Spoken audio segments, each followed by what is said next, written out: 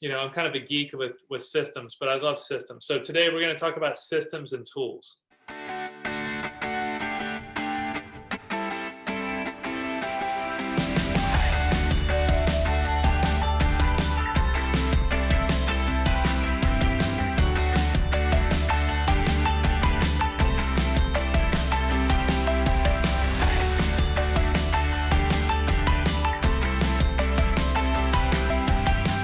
Okay. So, and if you, as we go along today, I want you to write down your own systems and tools that you're using in your business. And at the end, I'm going to leave a few minutes so that we can share and brainstorm with each other systems that are working for each other. Okay. So let's start at the top. So, what is the goal of a system, guys? It's a lever. It's a way for us to gain productivity, right?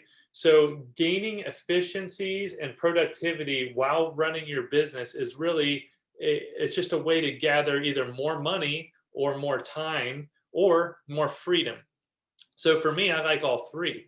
And one of my goals is I love to teach real estate agents how to do this. So when other agents you see are running around in circles, they're chasing their own tails, they don't have great systems set up, they may be temporarily successful. In the chat, guys, put in there if you know, hopefully this isn't you. Do you know of an agent that you've seen in their career that just chases their tail all the time? Yes or no? Have you seen real estate agents that seem successful, but they never seem to have the time? They always say they're busy. They don't have time for their family. They don't have time for friends. They don't have time for a vacation. They don't have time to go to the gym. They don't have time to cook quality food. They don't have time to take their kids out of school for an afternoon and do something fun at the park.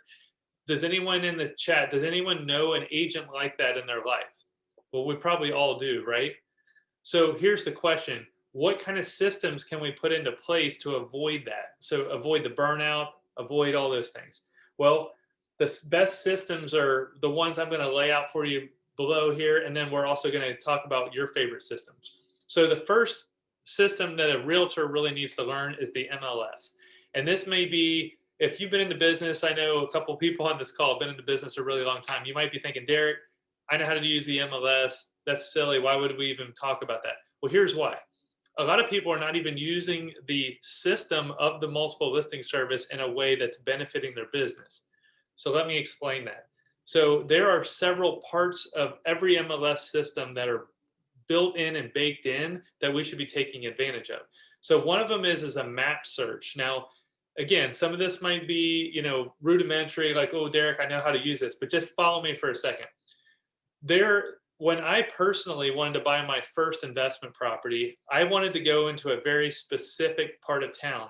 I wanted it to be along a river, and I wanted it to be on the river frontage specifically, and I wanted it to be on a bike trail that runs from the bottom of our state to the top of the state. So it's a paved bike trail. And those of you who are familiar with the Loveland, Ohio area, the real estate around the river, which is a national scenic river, and being on the bike trail side is extremely rare. And what's happened is the conservation groups have bought a bunch of it up, and commercial facilities have bought it up, and then even local governments have bought up this land because they want to preserve it, which makes a lot of sense, and I appreciate that. But I also wanted a piece of it for myself. So I drew in the MLS this really crazy, I don't know what the proper, geometrical term is for this, but it had like 300 sides to it. I don't know what shape that is, where I followed the river up for about 10 miles from Loveland, Ohio and up, and then back again. So it was a very specific shape. And then I saved that as a map search in my multiple listing service, and I waited. And then about once every month or two, a new listing would pop up in that area. And sometimes it was barely on there. Sometimes it was on the other side of the river. The map search wasn't perfect, but what it did was I'd rather make the map a little bigger where maybe the actual GPS marker didn't show up 100%. Well, what happened is over all that time, I watched all the listings and I got educated on other homes and farms and little, rental properties that had come up for sale. And I knew what the market value was. And statistically, in the state of Ohio, if you were within a 1 mile, a distance from the center point of that river, you're statistically a 10% higher average sale price, which I thought was really fascinating. Well, so my wife and I ended up using that map search. We ended up getting a result, and then ended up buying a foreclosed property that was on the river. It was on 4 acres, little cottage, and that became our very first rental property. So don't discount this map search, because a lot of townships, cities, states, governments, they have different names for things that even we think of. So, like in our market here, you could be in like one part of town. You could be in Miami Township, Milford School District, Claremont County, and be near the city of Loveland. So it's confusing to people because they say, well, I want to be in Loveland, but maybe it's actually Miami Township they want to be in, or maybe it's, it's obvious. Then there's 3 counties that are, because of the river, there's 3 counties that come together for that specific. And then there's a school district, right? It might be Loveland Schools near the city of Loveland in the Miami Township, Claremont County. So it's crazy, right? So what does the map search do for us? It actually encapsulates all that. So if someone's not school district specific, for example, they could be on the map search. So I don't want to beat up that point, but my point is be very familiar with the tools that you may be skipping over and glancing over. And then the second part of that is to let the system do the work for you. So what do I mean by that? So I want you to go in and set up searches for anybody that is a prospect to you. If they've considered buying or selling a home, you should be letting the system do the work.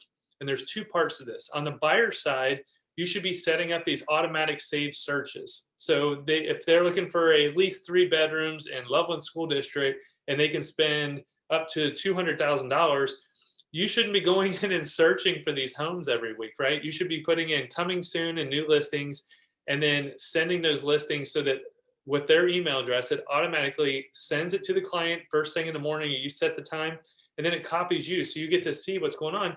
And then through our past conversations here on these Zoom calls, one of the names of the game is staying in touch with your client constantly. They see those as coming from you, like you're doing the search. So please, if you haven't started doing that, do it now. And there's lots of detail we can go into on setting up great searches. The second part of that is for a seller. Why would you do it for a seller? Well, if you know if someone's going to sell their house next year in 6 months, go ahead and set them a search for active, pending, and sold homes within a 1/4 mile radius of their house, and let them see and let them be educated daily on what's going on. When you go back to meet with that client 6 months from now, or a month from now, or a year from now, they've probably had a serious amount of education, right? So you don't have to sit there and go through 50 comps. They already know the numbers. They might know them better than you at that point. So please, if you're not doing that for sellers, do it for sellers as well. And you want to be the agent that they think of when it goes to selling their home. In our market today, they could get a door knock or a phone call or any kind of like neighbor saying, hey, my friend lost out on another home. Are you still thinking about selling? And they may completely bypass you.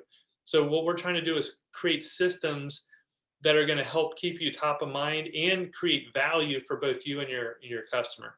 If any of these tips are helpful for you, put a thumbs up or a that's good in the comments, both either on Facebook or on Zoom here. So, all right, let's go to the next one about MLS searches. There's also a portal, which in our system, it's the Rapatoni system. Some of you guys might have different systems, but you can actually set up a search for you as an agent. It's kind of what we call a hot sheet. And I'd like to see this. How many listings have hit the market in the last 24 hours? How many have gone pending? How many have sold?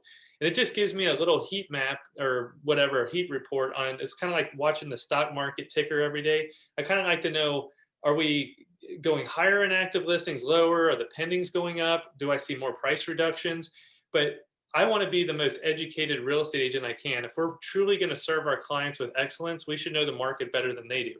The last thing you want to do is go into a listing appointment and then be like, so, how's the market? And you don't have an educated answer. I mean, I can say with certainty, there are 2,000 listings on the MLS right now active. This time last year, we had about 3,000. And then I can go into more and more detail. I can say, back in the peak of the market in 2007, right before things started crashing, we had 20,000 active listings in the Cincinnati MLS. It's crazy, right? So the thing is guys, knowing your market really helps you to be the confident expert that you need to be. What else can we do? In the MLS, you can actually schedule showings, guys. I love that as part of our local MLS. I can click all the homes that I want to show a client. I can click set up a showing and I can have it pre-sorted out. I can say which one I want to start with, and I can actually move those listings around. So I can say, well, I want to start on the north side of town and work my way to the south side of town. And then it even has driving distances in there. So if your system, we use showing time and then we use this. So these are all systems, guys, showing time and Rapatoni. Now, if you're like, Derek, our system isn't like that. Well, are you on your board of realtors? Are you involved with the decisions that they're making on which MLS system that you're using? I would seriously consider, if you are wanting to make changes in your local board, get involved, get on the technology committee, go to a board meeting, talk to somebody that's on the board currently. They want to serve you. So I went through all this, a lot of you guys know my history, but I started as a volunteer on the technology committee because I knew technology. So I started volunteering for our local board of realtors. Then they said, hey, can you head up this committee? You know more than us. And I was like, I didn't know that much, but okay. So I learned that. And then they said, hey, can you sit on our board of directors and help start steering the group? And I said, sure. And then next thing I know, they said, can you be our vice president? Okay. And then next thing you know, I'm the president of this, the largest trade association or one of them in the area. So I was like, oh my gosh. And all I did was just kept volunteering. That was completely a volunteer gig. But guess what? I got to help set the direction of the board of realtors and what systems we were using, and what website we got to use, and how we communicated with agents. So if you don't like something, that if I'm giving you ideas and your system isn't that way, do something about it. Or you can sit and complain about it and nobody's going to feel sorry for you, I guess, right? All right. So what else? Last thing I'm going to tell you about the MLS system. So I really like the ways I can pull the comparative market analysis reports. Now, in your market, it might be different, but I find this to be a pretty universal truth. Sellers like to get a very accurate report on how much their home is worth. So you need to get very familiar with how to go in and pull searches for a listing that you're about to sell. Or if you're representing the buyer, you can do the same thing for them. You can pull a comparative market analysis before they write an offer on a house.